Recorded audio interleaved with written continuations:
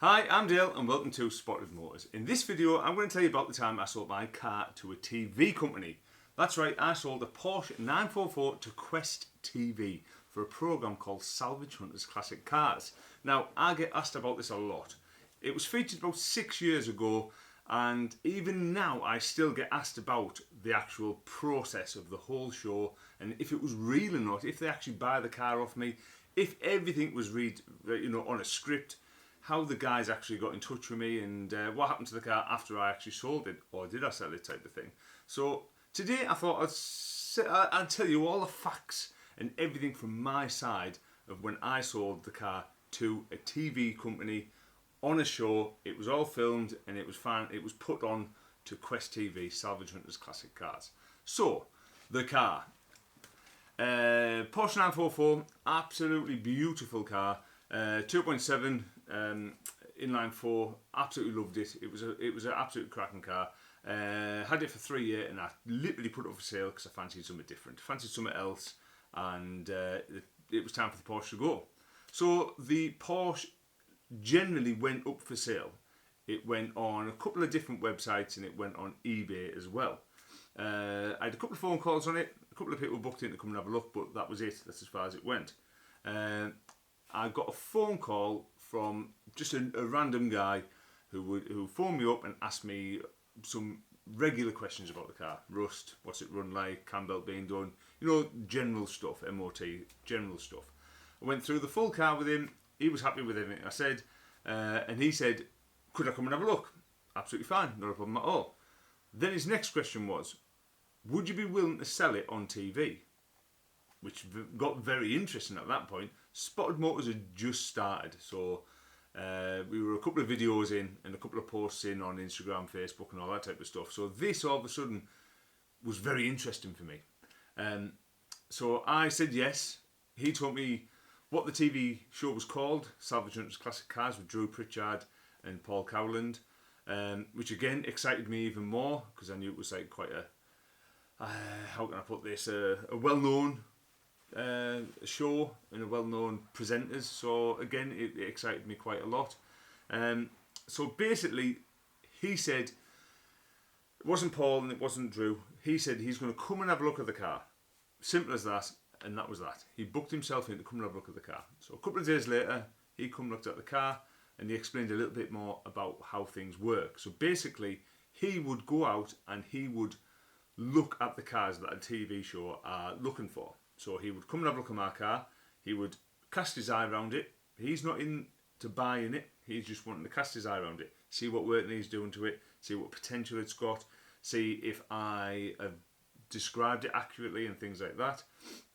And once he was happy with everything that he needs to look for, he would then say to me, fantastic, I'm now going to give all that to the production company and they're going to have a meeting about whether the car is suitable to be on show or not. So basically, it's like the car had its own little sort of interview in a way. So he didn't decide whether the car was okay for the show. He just basically gave them all the information whether the car was good enough for the show. Then he would pass my number on to the production team, who would then get in touch with me. So I can see why it is done like that. Obviously, you can't have Drew and Paul turn up straight up at my house to find that I've really, sent them down the river with a description and the car's no good, and how many times are they going to go around different people's houses and garages and things like that. So I can see why they sort of get a shortlist down. So after that was done, the production team must have had a chat, must have thought that the car was good enough, and then they phoned me. Had a quick chat with me about the process and all that type of stuff, and then asked if I'd be happy to be on TV, which me, I was. So got my haircut and everything. So yeah, that was that really. So once they were happy with me as a person, once they were happy with the car, that was it. We were ready to go. I think the car was advertised for 8,250. That's what the car was advertised for. So at this point, I haven't met Drew, I haven't met Paul, haven't spoke to them, they haven't seen the car, nothing like that. But a date was in the diary for them to come and have a look at the car / buy it, I suppose. So the day that they come, they just said to me, it's a normal day. Don't worry about it. You're going to have some people turn up and the rest of it should just fall into place. So first couple of people that turned up was the sound guy, and then it was the film/photographer. So what would happen is they would set up all the angles, get the street, all that type of stuff, any cars that needed moving, all that. They wanted it so it was a perfect shot. The car was in the garage, and then the would pull the car out, and they'd get a load of still shots and a load of close-ups, and pan around the car and getting as many photos and things like that as he could before Drew and Paul would turn up. So met the producer and all the other sort of people that go with him, all chilled, all really nice, and just said, we want it as natural as possible. So basically, Drew and Paul are going to just come, meet me, and then you're going to lift the garage door up and they're going to see the car for the first time. So it wasn't no script, basically. They turn up, I can say whatever I want to them, and that's the opening scene, basically. Now, I'm not going to turn up and I'm not going to say something ridiculous. I'm going to greet them as I normally would to anyone buying a car. So everything was set up, car was back in the garage, and then Drew and Paul turned up in their Jeep, and then they come walking over. I opened the door, walked out, everything set up, cameras and all the sound and everything like that, and I just walked over and greeted them as normal. Hi, I'm Dale, nice to meet you. I'm Drew and I'm Paul, and that was it. Then it almost cuts, the camera's cut, and then they say, right, next we're going to go into the garage, which is obvious because that's what is going to happen next, but the cameras have to get in place, basically. So there's no stopping, and me and Drew or me and Paul weren't stood talking for 10 minutes before that happened. They quickly whiz into place because Paul and Drew want the car, they want to see the car, and they want to just progress in that way. They don't want any stops or any starts. They need just to keep it flowing. So next thing, garage door comes up, they have a little look around it, I pull the car up, and it continues like that, basically. So there's no stop starting, there's no brakes, there's no, right, the car's out the garage now, you just can have a chat amongst yourselves. It was nothing like that. It was basically just like selling the car to anyone else that I've never met before, but there's cameras there, and all we'd have to do was a quick pause, they'd bring the camera around, they'd put it in a different place, and then we'd continue to talk.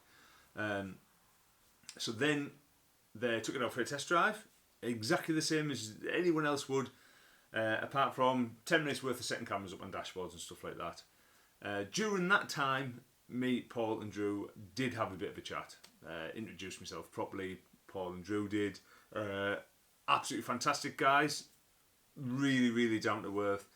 All they want to do is talk cars, all they want to do is talk car history, want to know what I've had in the past, they want to know a bit about me and what I do and why I've got the Porsche. Really chatty, really down to earth, and just wanted to know as much about the car, much about me, and as much about my car history as possible. So it was really, really good to hang about with them, and really down to earth car fans, which is one thing. Paul is such a wide range of cars that he likes and that he has knowledge about, and Drew is just absolutely like an encyclopedia when it comes to Porsches. Pretty blew me away in that way. So yeah, back to the story. They took the car for a test drive. Half an hour later, they come back and basically they said, yeah, we're happy with it, which I suppose they have to be, or do they have to be? At that point, could they say to the production team, no, we're not having it? I don't know, but I was under the impression that no matter what the test drive went like, they were going to buy it. I don't know. So then it come to negotiating, which was tricky. It was very tricky. Negotiating was very tricky because I wanted rid of the car. I knew that they'd spent half a day around the house and they were heavily invested in buying the car, so I knew I had to hold out for a price I wanted. But I also knew that the TV company and Drew drive a hard bargain. It's Simon Cowell, isn't it? He's got an act to play to be Mr. Nasty when it comes to judging, and Drew is the wheeler dealer. He has to nail people down on prices. That's a part of the show as well. So it was tricky. Do you stand your ground and try to be the big I am, or do you just do what you would normally do? So I picked do what I normally do. That's what I picked. I didn't want to stand the high ground and nothing like that. But I also didn't want give the car away, which a lot of people said I did when they watched it. So basically, Paul offered me, I think Paul offered 6.5. Drew, offered 6.5. I wasn't happy with that. I was, wanting around 7.5. It all happened really, really fast. In the actual show, they did a advert, which didn't happen.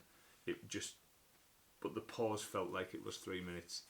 They bought the car for 7,000 in the end, but it looked great on camera. But at the time, I felt like, what's going on? It's a bit of a whirlwind. This. Do I regret selling the car for that much? No, I don't. I do not at all. I had a figure in mind, and I didn't want to go underneath that, and which was 7,000. Yes, the car was up for 8,250. I was a bit cheeky at that price at the time, because I advertised it because I wasn't that bothered if it sold or not. Anyway, but that was that. So we shook on it, generally shook on the car, and then that was it. They had bought the car. So what happens next is Drew and Paul weren't in no rush to go. They spent another sort of half an hour, 45 minutes, maybe even an hour having a chat about cars. I made them a cup of tea and things like that, while the production team pack up and get all any other shots and promo shots of me and Paul and Drew stood in front of the car and things like that. And then they left. They went to do their next thing. All the production team were packing up and saying thank you very much and shaking my hand and whatnot. Took my bank details off me, and then the car got pushed back into the garage, where it stayed for around about 3 weeks.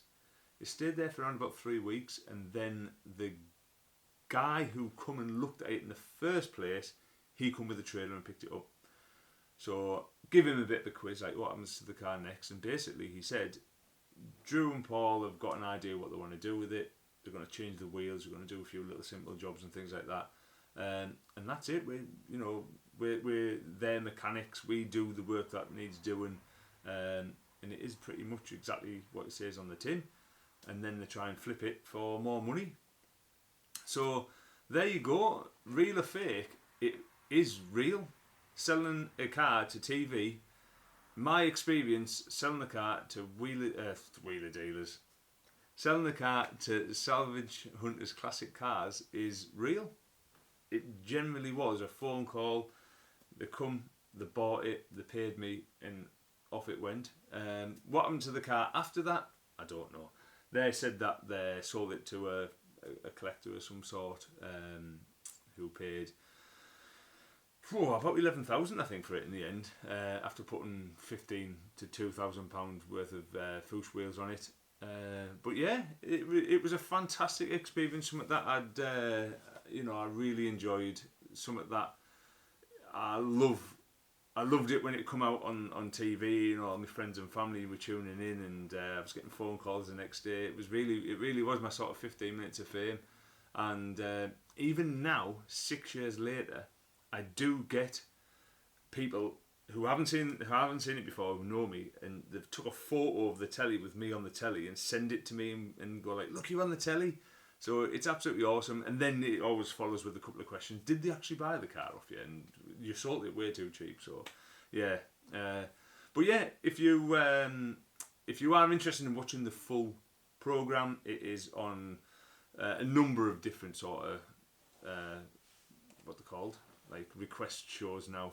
But basically, Salvage Hunters Classic Cars, they also did a Range Rover on the same show as I sold the Porsche 944. But yeah, it's a good watch, and there's a shortened version as well on YouTube. I'll leave a couple of links in the description below. But there you go. Real or fake? It's real. I very much doubt Paul and Joe are watching, but yeah, thank you very much, because it was a great experience, and thank you very much to Quest TV as well for featuring me and my car, something I can watch back in years to come. And it was a great experience. I really enjoyed it. So and now plugging Spottedmotors. If you're first time watching Spottedmotors, please get involved, please get subscribed. All the videos aren't normally me just talking in my garage. We do all sorts of wonderful stuff: drag racing, classic cars, shows, buying and selling, auctions. We do it all. So yeah, it'd be great if you got involved. And that's about it really. So as always, thank you very much for watching. I've been Spottedmotors.